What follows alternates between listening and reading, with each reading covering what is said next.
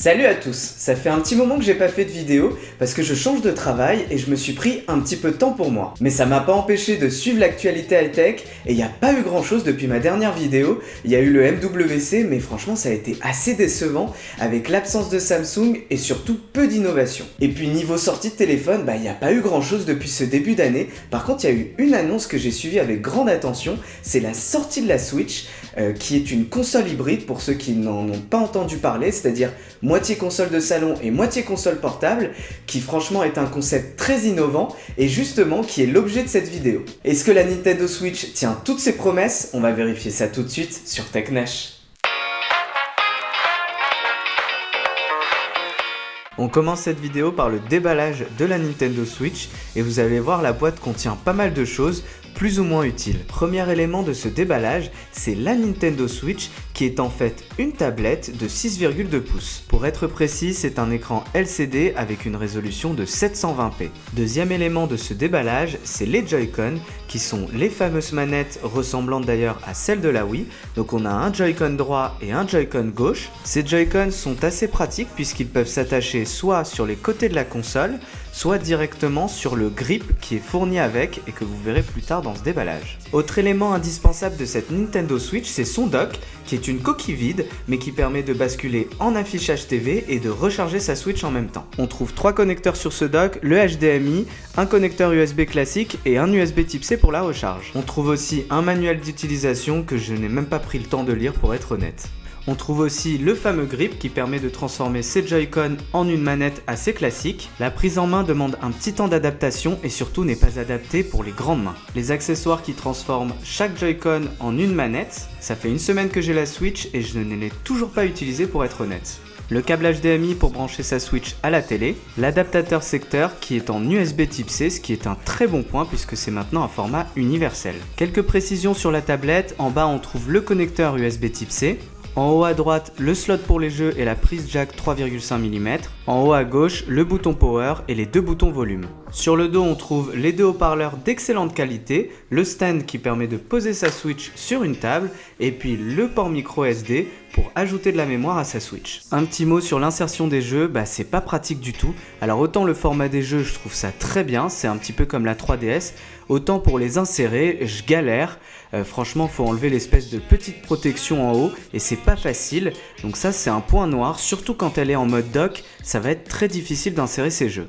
Mais passons au cœur du sujet, est-ce que oui ou non il faut craquer pour cette Nintendo Switch? Avant de répondre à cette question, je vais vous montrer un peu comment on utilise la Switch. Donc là je détache les Joy-Con et vous voyez que ma Switch est branchée en mode TV. En mode TV, c'est une console de salon qu'on pourrait qualifier de classique, excepté son design qui est un petit peu différent des consoles de salon qu'on connaît. À une seule exception, c'est que j'ai pas eu à attendre une demi-journée pour pouvoir jouer à Zelda, puisque les mises à jour étaient très courtes et surtout il n'y a pas d'installation de jeu contrairement à la Xbox One ou la PS4. La Switch est une console hybride, mais elle est beaucoup plus à l'aise en mode console portable qu'en mode console de salon. Je trouve que l'expérience console de salon est vraiment en dessous de l'expérience de jeu en mode portable, parce qu'on subit quand même quelques ralentissements que je trouve assez gênants, surtout sur une console Nintendo, on n'a pas trop l'habitude de voir ça. L'expérience reste quand même très bonne, malgré ces ralentissements, et puis surtout Zelda est un excellent jeu. Au niveau de la manette, c'est en fait l'assemblage des 2 Joy-Con, comme je l'ai dit dans le déballage.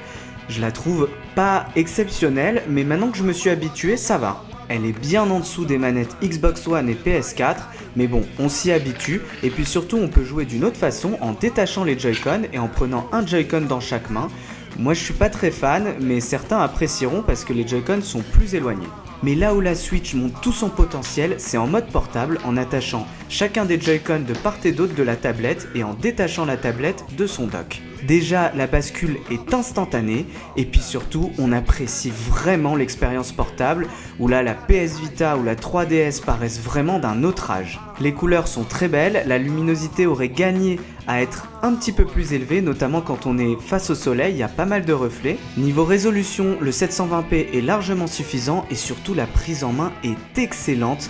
Vraiment, c'est un plaisir de prendre cette Switch en mode tablette et je peux y jouer pendant des heures sans avoir mal aux mains. Côté autonomie, il faudra compter 3 heures à peu près sur un Zelda en mode normal, on va dire, c'est-à-dire Wi-Fi activé et luminosité automatique, ce qui n'est pas énorme et ce qui est l'un des défauts de cette Switch.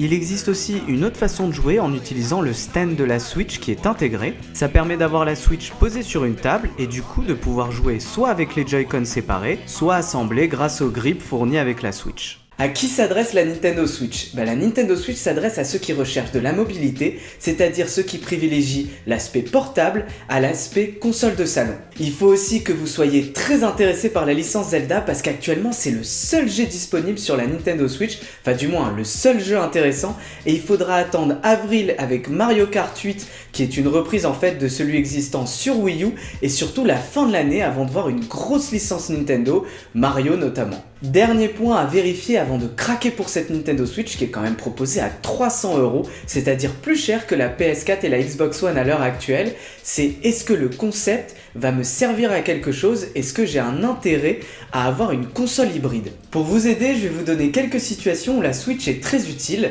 Par exemple, quand vous avez vos parents séparés, eh bien, pas besoin de se trimballer la PS4 ou la Xbox One. Là, vous avez une console qui est quand même très facile à transporter. Pareil quand vous voyagez, quand vous êtes dans le métro, et même, vous allez rigoler, quand vous êtes devant votre canapé et que vous avez envie d'aller aux toilettes, pas besoin de couper sa partie, on peut emporter la Switch aux toilettes. Pareil si vous voulez continuer votre partie dans la chambre.